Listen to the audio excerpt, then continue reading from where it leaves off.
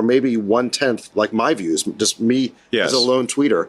And he said that their followers are inflated by just basically buying a bunch of follower accounts. Views thing is huge. That's why I push the views, which is like a big influence, I think, in how other people kind of act and behave that are other business leaders and run other technology companies. Because I'm just thinking about like, how do we... Are there decisions that you will make differently or not at all, or will make that you wouldn't have made otherwise in this new regime? And how often do you think about that kind of stuff? I think it's more like it does seem like we're headed into a recession. For those of you listening, Elon Musk has joined the pod. Elon, how's the first 6 weeks been, generally speaking, of owning Twitter? It's been quite a roller coaster, which obviously you've... To help them understand how some of these decisions get made and why moving quickly is so important and just how you're doing this. I'm a big believer in, you want to look at the... こんにちは、テスラ全力チャンネルのタイツです。前回、前々回とイーロン・マスクのインタビューをお送りしてきましたが、ビジネスマンとしての仕事に対する取り組み方や、ツイッター経営の裏情報など、イーロン・マスクしか知らない、答えられないかなりショッキングなコメントもありました。今回はその最終回として第3弾をお送りします。この第3弾動画では、イーロン・マスクが2023年の株価や経済に対して予想しているシーンもあります。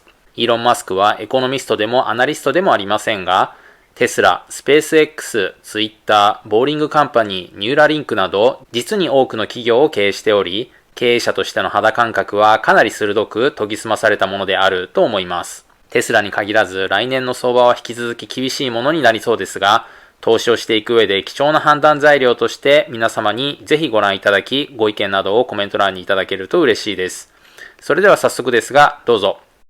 Elon, let me ask you just a slightly broader question. One of the things we just talked about was the regime change that's happened where we all have to act differently now that the risk-free rate is probably going to get to 5%.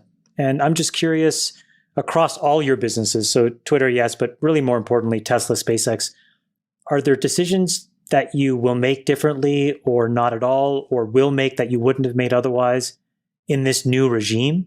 And how often do you think about that kind of stuff? I think it's more like it does seem like we're headed into a recession here in 2023.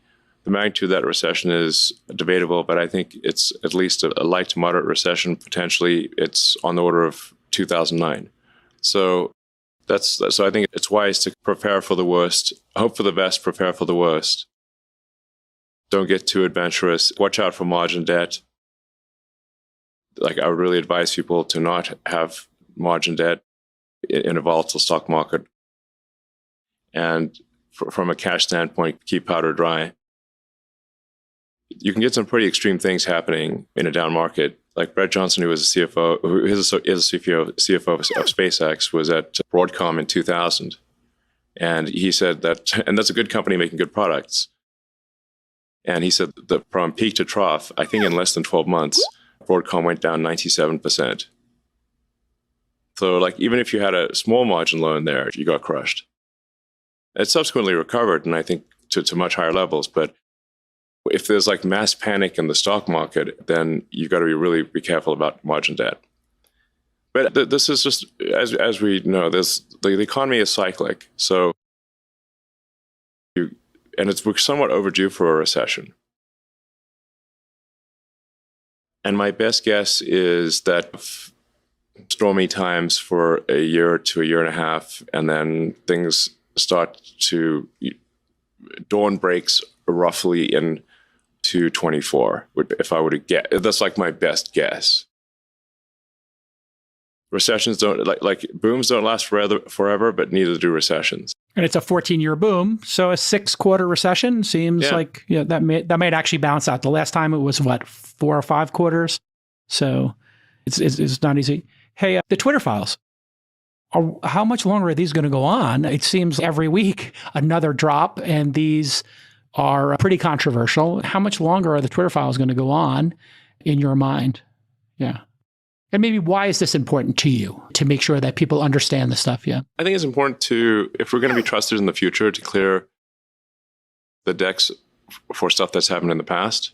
To be totally frank, almost every conspiracy theory that people had about Twitter turned out to be true. So, is there a conspiracy theory about Twitter that didn't turn out to be true? So far, they've all turned out to be true. And if not, more true than people thought. Is there a part of the files that really shocked you more than the rest of them? Like, of the things that have been disclosed? Of all of these things, is there something that really sticks out with you as like, holy shit, I had no idea this was happening? Or is the whole thing just a big dumpster fire? They were just looking at one huge thing. Like PsyOps versus the Hunter Biden thing versus the... Yeah. The number of FBI people involved, that was the pretty FBI shocking. stuff is pretty intense. Yeah, the FBI PsyOps stuff to me was probably the one that was the most insidious. Like, there's no crime. Right. Yeah, they literally flagged satire. Isn't that how it's supposed to work in a democracy? They want information they're about asking users favors of they their follow. friends. Yeah, they're all friends. That's the thing that's troubling to me. Put yourself on either side of the extremes. Hey, we have Michael Schellenberger here who broke the FBI story in the Twitter files. So let's flip it to him and to see he can, because I think maybe the audience isn't